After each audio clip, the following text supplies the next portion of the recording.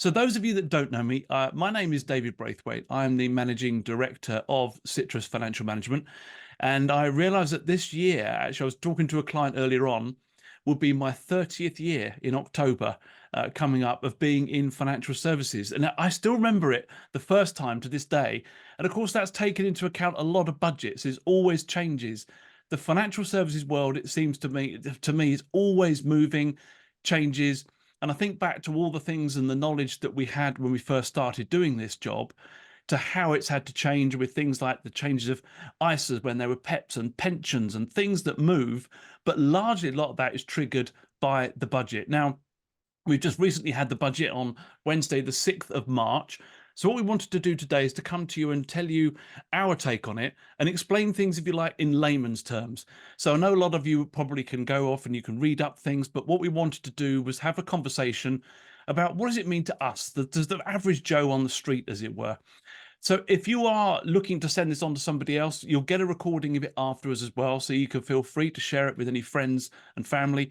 And we are going to do our very best to keep this to 45 minutes. I'm very disciplined about time and respectful of the fact that you're here. So we will finish this in the 45 minutes. But as I say, keep your Q&As coming down the bottom. There's a few more people who've joined. Ask any questions. So let's look at this, the spring budget. Now, I'm going to read some of this stuff out because we did write some of these things down to make sure we get this correctly for you.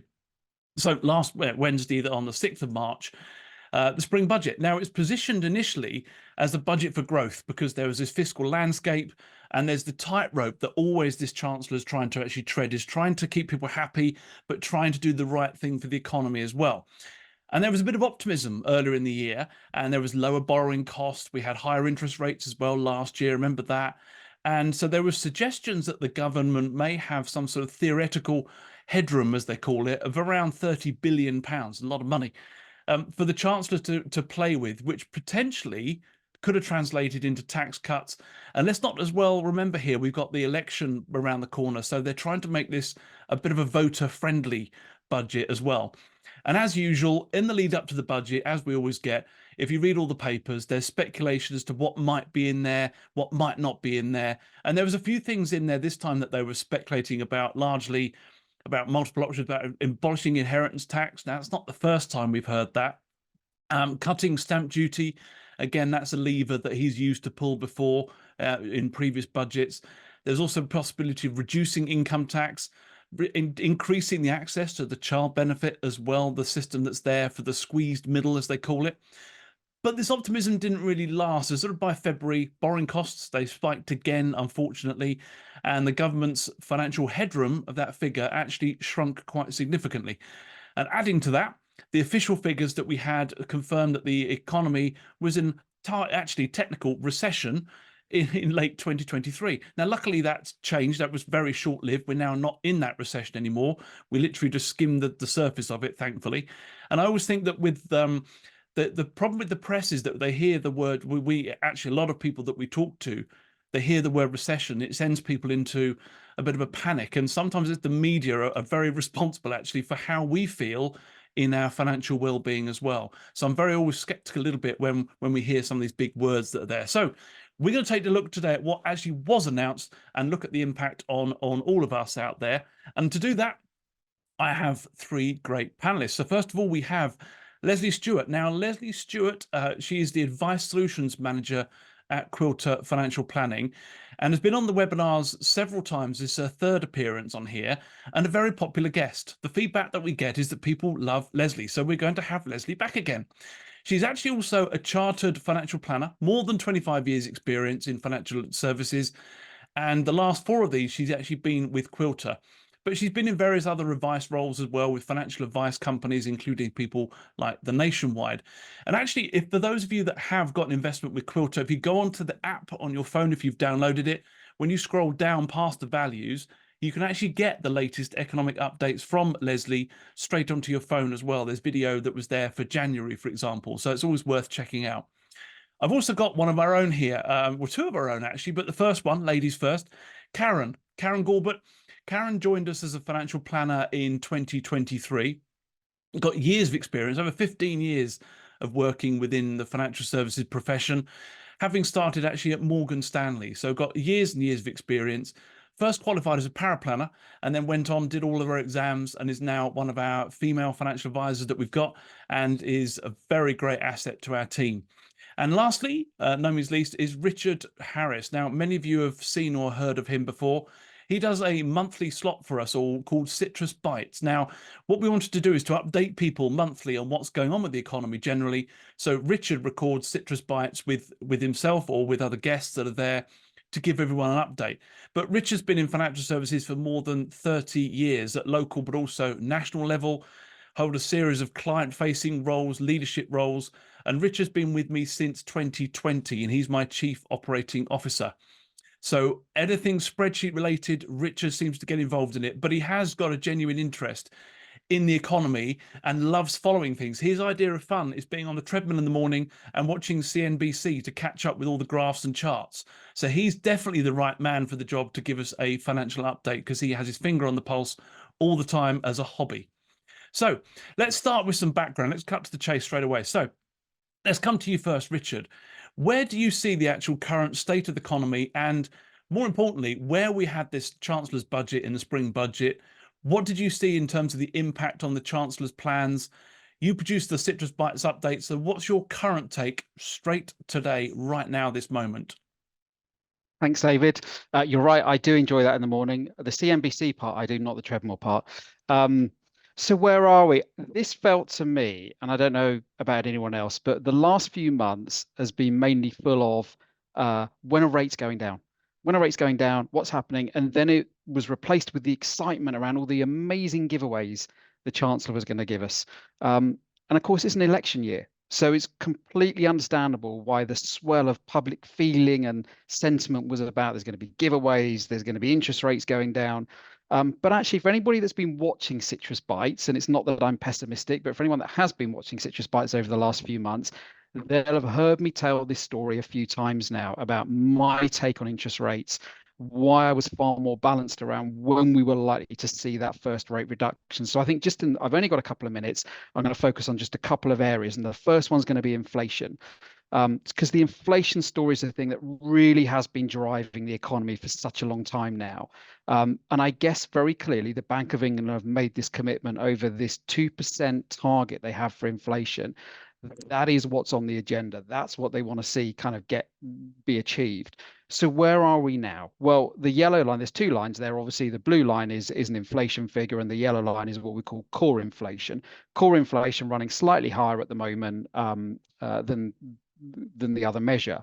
And I tend to talk about core inflation. Why? Because core inflation is the sticky inflation. So once this gets into the economy, core inflation is just harder to get out, and it takes away things like fuel, it takes away food prices. So those are really volatile. So I use core inflation. Well, it's not genius, 2% is not 5.1. So although it's great that core inflation has come down, we've got to get inflation out of the system. So whether you're positive about interest rate decreases because you're one of the 1.6 million people who's got a fixed rate product coming to an end in 2024, or you're not so positive because you're a saver and you want to see those rates stay higher, the reality is we have to get inflation down. And that's why they've been using interest rates to try and tackle this inflationary pressure. So we're now at 5.1. And I guess I've talked a little bit over the last few months about where is that inflationary pressure coming from? Because we've all talked about the cost of living crisis. People have been really kind of those extra bills and the prices that people are paying. So what's been driving it? And I guess what I'm showing now on the next slide is that this is really about its average weekly earnings. So don't worry too much. The left-hand side of the graph is obviously 2000. The right-hand side is where we are now, so January 2024. Just talk very briefly about the interesting part. The interesting part is that far right-hand side. And this is about how quickly wages have been going up. And the challenge with wages going up at the rate they were is that sticky inflation, that really causes, once you give people spending power, it's quite hard to take that out. And people were given spending power because inflation was running so high. But that right-hand side that shows a flat lining is a really important change. So one of my big bits of reference today is actually, that's probably a good thing. May not be if you're not getting the pay rise you were hoping to get compared to the one 6 months ago, but seeing that level off from an inflationary perspective is a positive. And the reason it's leveling off, you'll see from the next slide, is that actually, as inflation is coming down, so this is a busy slide, but let me tell you, go to the right-hand side, forget the rest. The right-hand side of the slide, you'll see a purple line coming down a lot. That's kind of a core inflation measure, which includes mortgage costs and council tax pricing. Look at the drop in that. And what that means is that the wage increases we're seeing, which is kind of the blue and yellow lines, the wage increases do not need to be at the same level. And I know people argue, "Oh, yes, but the inflation kind of, we take an annual figure." Sometimes we do, but you'll tend to find a lot of employers take a kind of spot inflation figure when looking at pay increases. So as that purple line comes down, so the pressure on wage increases starts to come down. And as that pressure on wage increases starts to come down, you start to get that inflation pull coming backwards. Okay, so it's less pressure on employers. So that's one of those really important measures. So from an interest rate perspective, if you're wanting them to come down, so far the things I've talked about are positive movement in terms of helping that sort of inflationary pressure start to come out of the economy. The other thing I've talked about that makes a difference, and I think is a really important part of the story that we're going to see over the next few months. The Bank of England have always talked about using data to make decisions. Okay, so if we're seeing, forward-looking statements, the Bank of England are saying when it comes to this 2% inflation measure, data is going to be a really important part of what they're using in terms of deciding when is right for interest rates to change. This is UK unemployment. Now, I've talked probably for the last year about the fact there's 1 million vacancies that can't be filled in the UK. You've heard the government talk about productivity as well. But actually what we've had is this real squeeze on employment. So employers have found it really hard to get and retain talent. That drives more wage pressure, obviously, because wages are one of the things they can use to influence that. Unemployment's been coming down, which means, in theory, it's a good thing, right? More people in work. Well, it is unless you get to a point where you're having to pay more to retain talent. So when you go to the far right-hand side of this graph again, and you finally see that unemployment picking up, and I'm going to talk about this from an economical perspective, clearly not if you're one of the people that's impacted from an unemployment perspective. But again, if the Bank of England looking at when do we start to reduce rates, we've now got inflation coming down. We've got average weekly earnings leveling off finally, and we've got employment starting to pick up a bit. These are key things that no doubt the Bank of England are looking at as to when to press the button on that first rate drop. So then it's kind of, how is the economy actually shaping up? And it's the last point I'll talk about today. So far, you've got that building story now over the likelihood of interest rates starting to ease off to give the Bank of England that power. And then on the final slide, there's just a couple of bits. One is vacancies. So I talked just before, vacancies in the UK. So this is just reinforcing the story I talked about. This is saying, we've been running high on average weekly earnings. We've been running really high in terms of the squeeze on talent being retained in businesses. The number of vacancies is coming off and it's coming much closer towards the average. Again, that's going to remove that pressure that was built, some of that pressure on average weekly earning increases. So the picture is definitely changing in the economy that I think is going to make a difference in terms of interest rates suddenly now starting to come down. And the final slide then I'll talk about is just in terms of, well, what's the future like? So is the Chancellor looking at this going, wow, we've got great growth ahead of us in the UK? Not really. So this is looking at, I think some of you may have heard the Chancellor talk about if you go back to 2010, we've maybe had one of the best performing economies of the G7.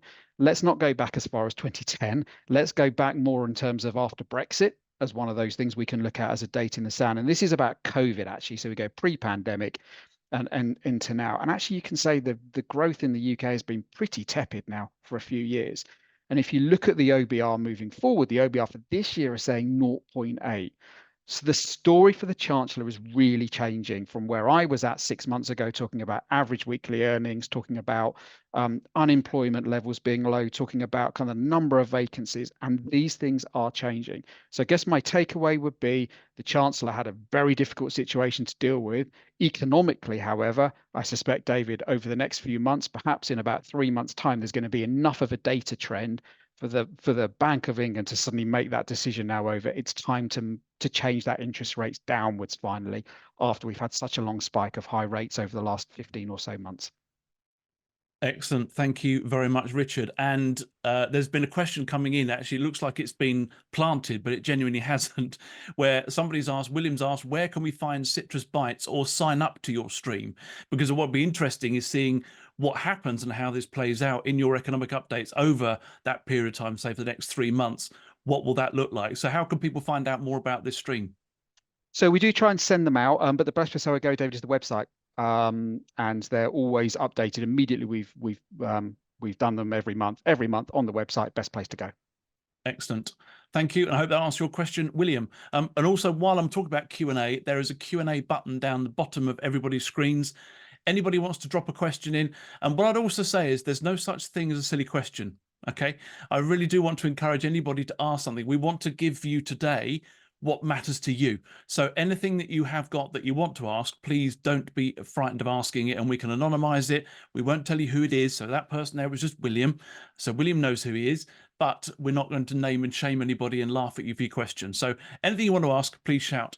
So looking at that now, so the key headlines, let's get back into some of the nitty gritty here. And for this, I'm going to bring in Lesley. So if you can maybe summarize what you thought what was the main highlights in this from your point of view from the spring budget and the key announcements. So can you cover off that for me?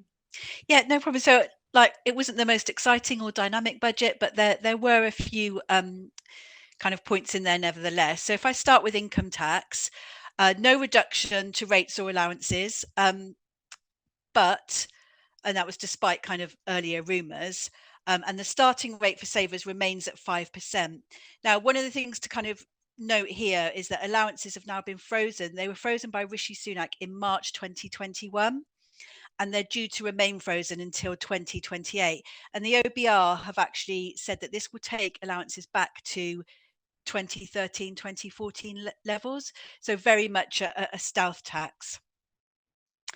So moving on to CGT, and a reminder that the allowances previously announced are due to change again this year. So the CGT allowance will change from 6 to 3,000, and the dividend allowance will go from £1 to £500. But Can then I there was just an cut announcement. in? Can I just cut in there just for a quick minute, Lesley? Only can you just explain CGT? What does it stand for? I mean, a lot of people might know, but for those that might not. Capital gains tax. So the tax that you pay on gains on wealth, essentially. We used to have a rather generous allowance at 12,000. It was cut to 6. It's cut again this tax year to 3. And again, the dividends that you get on any shares or single company shares that you might have. We used to have a £2,000 dividend allowance. That was cut to 1,000 at the last tax year, and this year it would be cut to 500. So again, very much a stealth tax there. But there was some good news around capital gains tax. So the surcharge on property has been cut by 4% for higher rate taxpayers. The basic rate surcharge remains 8%. So effectively, this now puts property rates at 18% and 24% respectively. Now the government were kind of clear in the budget that they think this will encourage a lot more people to dispose of properties, and will actually increase the tax revenue from CGT on properties. And we're talking about those sort of properties that are second homes, buy to let, Second holiday homes, lets, buy that to type let, of thing. holiday Yeah, lets, not your kind main of thing. residence. Not your main residence. But talking of holiday lets, it's not all good news for property, because they did announce the abolition of the furnished holiday letting regime. Now this will be from the 6th of April 2025, and it will impact a number of benefits, including things like beneficial capital allowance rules and ability to access the 10% CGT rate. But probably from a financial planning perspective, it will impact the inclusion of this as relevant UK earnings when calculating pensions relief. So definitely one to kind of speak to your financial advisor about. I think the government's thinking here was to get rid of some of those pesky Airbnbs that are driving lots of residents mad.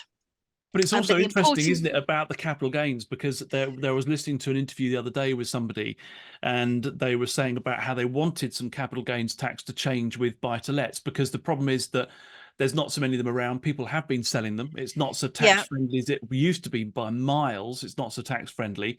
But the yeah, difficulty was that actually the rate of tax was then putting people off selling them to put them back into the market to get people like the first time buyers yeah, started. So yeah. this should hopefully help with that, shouldn't it?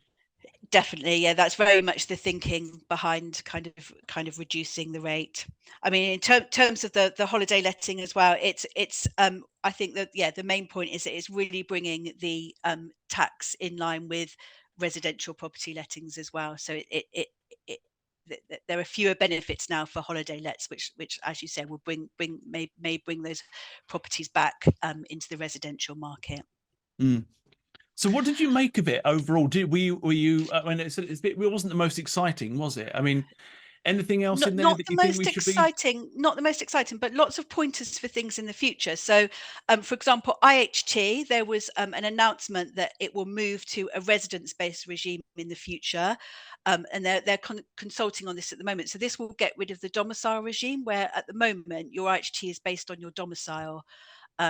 And you're obviously, if you come into the UK, you're deemed domicile after a certain amount of years. So the consultation on that will change to more of a residency basis, but there'll be no change until after 2025. So it will be after the next election. So it's kind of a little bit kicking the can down the road. But one thing they did say, actually, which is an important point for anyone that's non-domiciled, is that the excluded property trust, which is a trust that if you are living in the UK and you're non-domiciled, you're not liable to IHT on your worldwide assets while you're non-domiciled. But as soon as you're deemed domiciled, they then come into our IHT regime, and you can use something called an excluded property trust to put those assets into trust to keep them outside of your estate when you do become domiciled. So they have said that won't be impacted on any assets put into those trusts before April 2025, which is really interesting. Mm. Obviously not affecting that many people, certainly not affecting many kind of UK working people, but it's an interesting quirk of that legislation. And of course there was the change to the non-dom regime that they announced as well, which will be from April 2025, and this will change the basis on how non-doms are taxed. And they would now pay tax on their worldwide assets if they've been resident in the UK for more than 4 years. And like I said, that's from April 2025. Now, this was one of Labour's policies, and leaves a big hole in their finances now, which they haven't been able to kind of communicate yet in terms of how they're going to plug that gap. But because from the government's perspective, they've used this to fund the cut in national insurance. So that was the big budget kind of highlight, is that there was a further 2% cut in national insurance. So that takes it from 10% to 8%. And the self-employed go from 9% to 6%, because the previous 1% cut was announced at the last budget, but not implemented until this budget. So that was the kind of big takeaway. But a couple of other important bits to note were changes to the high income child benefit charge. So this is effective from the new tax year, and the threshold will actually increase from 50 to 60,000, and that hasn't been increased for quite some time. I think since it was introduced, it hasn't been increased. So that's quite significant. But also the rate in which it's been withdrawn has gone from 1% for every £100 over to 1% to every £200 over, and that means that you actually need to earn £80,000 before you lose that benefit completely. So that creates lots of planning opportunities, which I'm sure we'll touch on in a bit more detail later. But the government are also consulting on changing that to a more household basis. So as you'll probably know, it's kind of deemed quite unfair at the moment that you can have a couple who both earn 49,000 who will receive full child benefit, as opposed to a single parent earning kind of 60,000 who will lose that benefit completely. So they are consulting on changing it to a household basis. But again, anyone with children receiving, eligible to receive child benefit, lots of planning opportunities there. And then the last thing I wanted to touch on is this announcement about a UK ISA. So the ISA allowances, again, has been set at 20,000 for a number of years. They've announced an additional £5,000, but this will be for UK assets only. it's being consulted on now. That consultation will last until June. So interesting development there on the ISA front. Excellent. Lesley, thank you very much. So you brought up about national insurance there. So that actually was so a cut in national insurance, but not actually any change to our tax bands per se. So all the tax bands actually remain exactly the same and frozen. So I'm going to bring in Karen. So what should people be thinking about? What should they be aware of to try and maybe minimize the impact and make their money effectively go further? Well, as Lesley was saying, the national insurance contributions have been cut, which is a small thing, but a good thing. But like you said, the tax brackets have remained the same. So as Richard was saying earlier, wages have been going up, people are earning more, and they're having to pay more tax. So with allowances halving and reducing as well, it's more important than ever to look at ways to try and mitigate any of that tax, and to look at the wealth you have and see if there's any way to wrap it in more tax efficient investments such as ISAs or pensions, where, for example, you've got your £20,000 allowance for an ISA. There's no capital gains tax, no income tax on the growth for that. The same with the pension, but you've also got the benefit of no inheritance tax as well. So just making sure that you're using allowances where you can, and mitigating tax where possible. Excellent. I think that's a really good point as well, because I do hear this a lot. And I was talking to somebody only this morning about his pension planning. And a lot of people don't realize that actually your pension, although a lot of people do see it as, well, that's the first place I've got to take my income, it's not always the case, is it, Karen? Can you explain a little bit more about how that works? Yes, I mean, pensions are very tax efficient, and you can't access them till you're 55, which will soon be going up to 57. So that's something to bear in mind. But because of their tax efficiency and because they can be passed down tax-free if you die before 75, they are very valuable investment wrappers, basically. So if you have money in the bank and you have money in a pension and you're able to access it, it would make more sense financially to use the money in the bank first, because the pensions are so tax efficient. So that would be my advice anyway. Yeah, thank you. And it's funny, isn't it? A lot of people don't realize, they think that and I get a lot of questions as well about who do I leave my pension to in the will? And actually, you don't need to. It doesn't form part of your estate. So it's a really good, clever bit of planning that people are missing out on. While you're here, Karen, I just wanted to bring up, and actually maybe Lesley and Richard on this as well, talking about that UK ISA that came out. Now, there was an article that came out, this is in the Times on Saturday, and the headline there is, the British, so I'm reading backwards, the British ISA ignores the first rule of investing. And there's some really good points that it makes in there. What do you make of that, Karen? I know it's in consultation, it may or may not happen, but what's your sort of first take on it from an advisor's perspective, if somebody was to ask you about that? From an advisor's perspective, I just need to know how, really. So, well, obviously, we don't know that yet, how that's going to work when all our portfolios that we recommend would be diversified globally and among different types of asset. So just to see how specific these investments would need to be. Obviously, they need to be UK based, and I assume this will have to be a separate investment sat alongside a regular ISA to monitor how much of that ISA is, when it grows. I don't know. I think there's a lot of questions. It'll be very interesting to see what the rules will be in June. It will be. And this article actually raised a question about here. So, like you say, most investment experts would say having too much of your money in one place is a bad thing. And this is almost encouraging it. And they're also saying that people might then use this as a sort of a loophole, that they could take out £5,000 from their regular ISA, put it into the UK one, and then put £5,000 back in the other one. And actually they're doing, so is it actually serving the people that we want it to serve is quite an interesting question. And not enough people use their ISA allowance in the first place, and I was joking with somebody only the other day that, you get these a dog is for life, not just for Christmas stickers on the back of your car. ISA and pension planning is also for all year round, but a lot of people, we are really busy at the moment, which is great, and it's tax year end, but people putting money into ISAs, people paying into pensions, trying to make the most of these tax breaks is a really important thing to do. But we can do this all year round. It doesn't have to be on April 5th, right? Yes, Lesley, you were going to raise a point as well. Yeah, sorry, just while you're making that point, I always have to make the point as well that the earlier you invest, obviously in these very kind of tax advantaged products, the earlier you invest, the more growth that you can benefit from in that environment. So, leaving it to tax year end maybe make a resolution to invest early in the tax year, and then you've got a whole further 12 months to benefit from that. Yeah. Would be my tip there. Excellent. Thank you, Lesley. Richard, have you got any comments that you want to make about the life? What do you make of the lifetime ISA? So the extra 5,000 British UK one.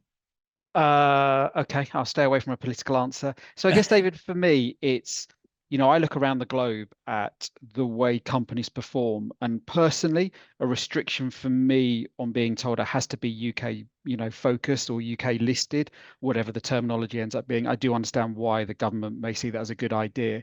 But what about the rest of the conditions that enable British companies to become brilliant international global companies? And that's the bit where I think there's a concern, which is if you look at the companies, look at some of the names of recent companies that have done phenomenally well, and whether you take the likes of Stripe or Zoom or, kind of these companies, the Netflixes, Nvidia at the moment, look at the Magnificent Seven, America, America, America. So you have to sit there and go, give me a really good reason why that's going to be a fantastic investment. And that's the bit that I'm interested in. What are the conditions that enable UK companies to become hugely successful on a global stage? And how do we get to the point where we do create companies that are so successful on a global stage? That's the bit that I'm particularly interested in. Excellent. Thank you very much. We've got lots of Q&As that have come in. So I'm going to jump into some of these because I think the timing of these questions is quite good and it picks up literally from where we've left off. So just picking up from where you were, Karen, if you can pick up this point, we've had somebody ask a question about the pension access. When is it moving to age 57? Because at the moment it's for age 55. So when is that changing? I believe it's 2028 that it's going up to 57. Yeah. So I think obviously if you're approaching 55, then that's something to bear in mind. But yeah, so 4 more years.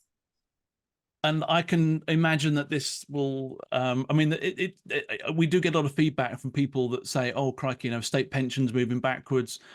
My pension, I can access it in 55 to 57. The good news, I guess, is that life expectancy is a lot longer than what it was when that first idea of 50 and 55 was all mooted in the first place. But it does make planning really hard because once you think you're going to get something and suddenly you're being told you can't because the government's told you, it does make planning very, very tricky, doesn't it? Yes, it does. So, right, I'm going to pass this one to either Richard or Lesley. It'll be the first one of them to unmute. If you were placing a bet, when do you think the first interest rate might come? I don't mind It's having Richard. a go. He won. Richard was off mute first. So my point, if the data, and I'm going to add that caveat, if the data carries on at the way the data is showing at the moment, the general consensus is June or July. So June seems to be now. Interestingly, and I'll just add a tiny bit to that, there is a view, David, that all of the number of the large central banks, i.e. the Fed and the ECB, so the European Central Bank, would go at the same time. That was how the economies were performing.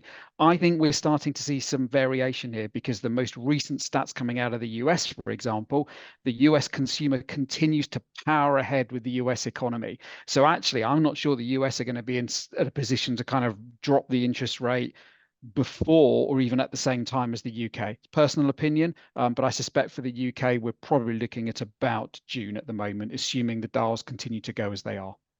Excellent. Thank you very much. Lesley, I'm going to come to you with this question. Obviously, last year was a bit of a bumpy ride for lots of people with their investments where there wasn't much, if any, growth. And we're used to seeing our pensions, our ISAs, our investment accounts steadily rising. We're happy to put up with the odd blip, but it recovers quite quickly. Last year was almost as though flat was the new growth. And things have picked up. What do you see maybe as the future for this year? I mean, people are a bit happier now because we have had that bounce back since the end of last year. How do you see, do you see that continuing? What's your sort of view on where the market's headed? I see it continuing. I mean, I think, was it today there was an announcement that we have gone, albeit small amount of growth, but the economy is kind of back into a growth situation now. I think we're going to see a kind of steady recovery over the, it's not going to be overnight. But we, although that said, we obviously, I think across the world we have more elections this year than any time in history. So it's going to, it is going to be quite, there's going to be some volatility, I think, around that. Obviously we've got the big we've got the UK election, but we've also got the big one. Got the big one in the US as well, which is bound to have an impact. In terms of the UK, obviously, it's could have a new government, but they've been very clear on keeping with the same economic strategy and trying to balance the books, and no unfunded spending cuts. So it doesn't look like we'll get the kind of shock that we had, that we've all tried to erase from our brains a couple of years ago. Excellent, thank you. We've got another question, which is, will this budget mean anything if we have a change of government, Lesley? What do you think to that? Well, again, if we do have a change of government, then they have been very clear. They've been very clear about not breaking their own fiscal rules, and they've been very clear about kind of no unfunded spending.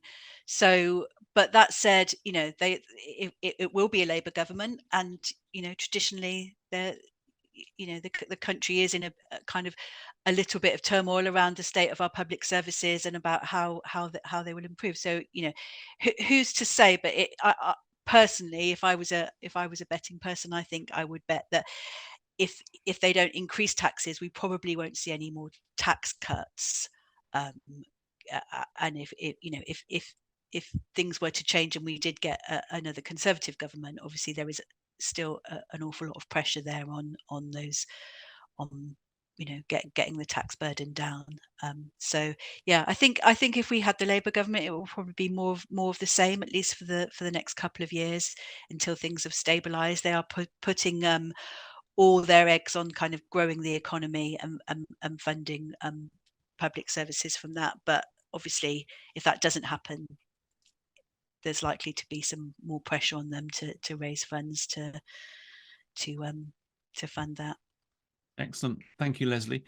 I'm going to come to Richard now, and I don't know because he doesn't always see these questions, so you're going to get this. So whether you can answer it, somebody's asked, do you think that a Trump win will have an economic impact, and if so, what would that be?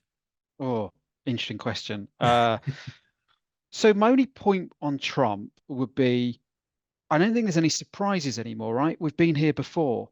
So I think, there's the China situation and the relationship with China that is quite sensitive, and Trump is very keen to make sure that America is first, last, and in the middle. But I think from an overall perspective, there's not really any surprises. And that's personal opinion based on what we saw from the last term, which is, I think a lot of this stuff is now being baked in. Yeah. Okay, thank you.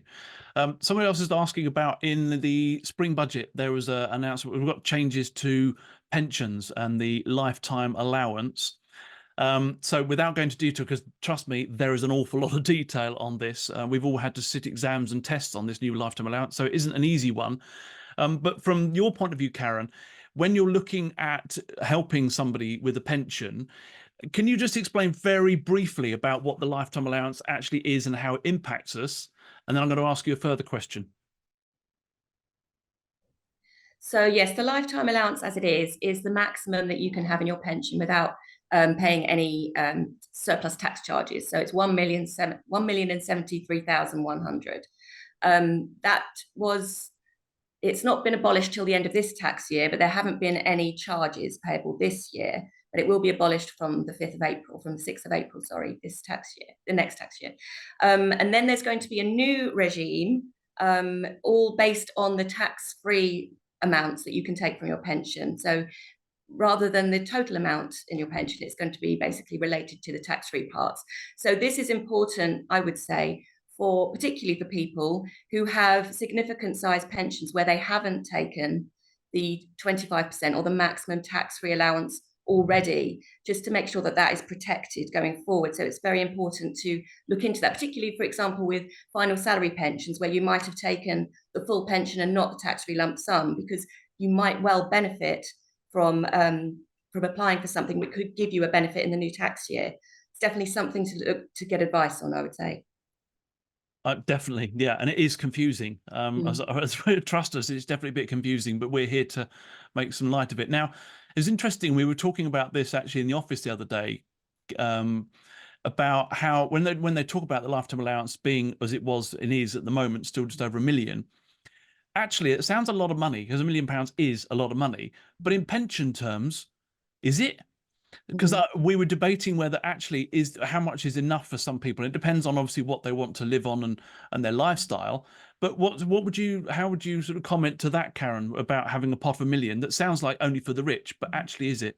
It does sound like a lot. It's like saying, a house worth £1 million sounds like a lot, but I think £1 million has changed over the years, and obviously you're still a millionaire if you have assets over £1 million, but it doesn't seem to have the same impact as it obviously would have done many years ago.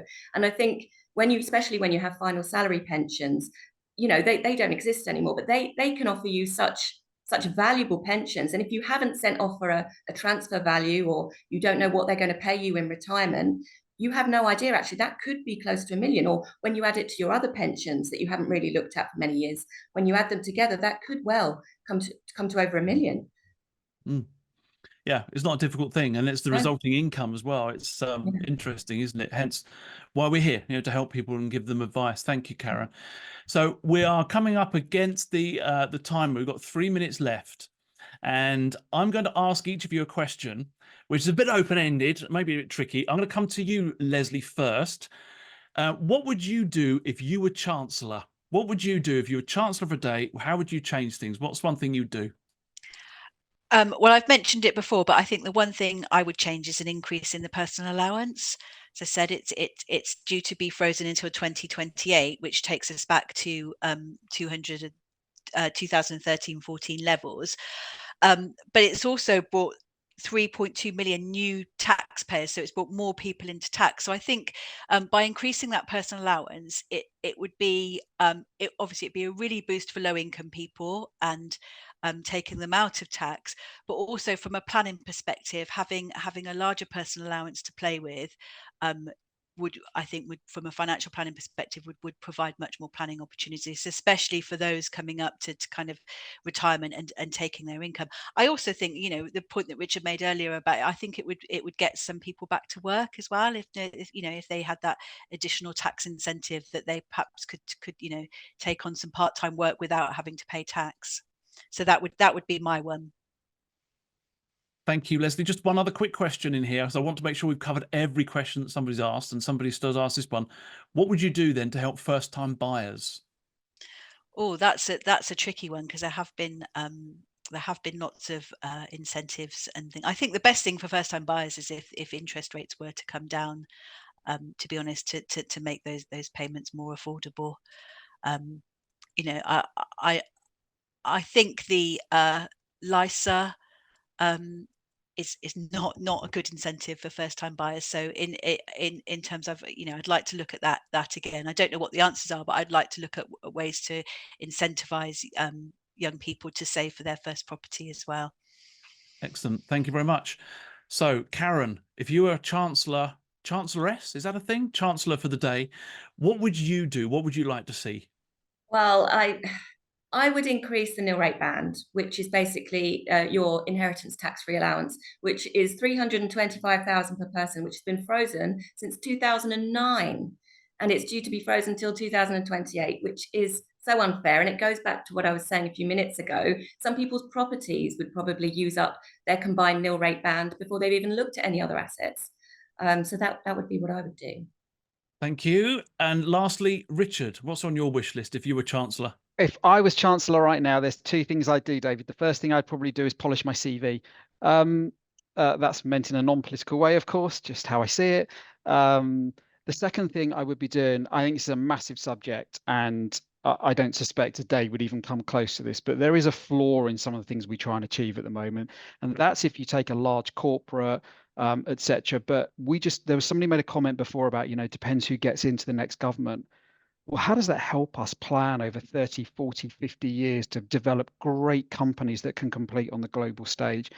And the problem is the investment just isn't there. And the investment isn't there sometimes because we're so short term. And we know why we're short term. And in some ways, some PLC CEOs can be like this and based on the, pay and benefits package, etc. But how to create something in the UK in a post-Brexit world that puts us on a global stage with great successful global companies? And the answer for me is investment, and investment over a longer period of time and from earlier on in people's careers. So generating talented individuals. You look at some of the worldwide statistics over, individuals graduating and et cetera, and the experiences they have around the world, and then compare it to us. We have a long way to go now. And I think that's a massive opportunity, but wow, it needs some cooperation between people to pull that off. But I think investment is a huge opportunity to create something really sustainable and successful for the future. Thank you very much.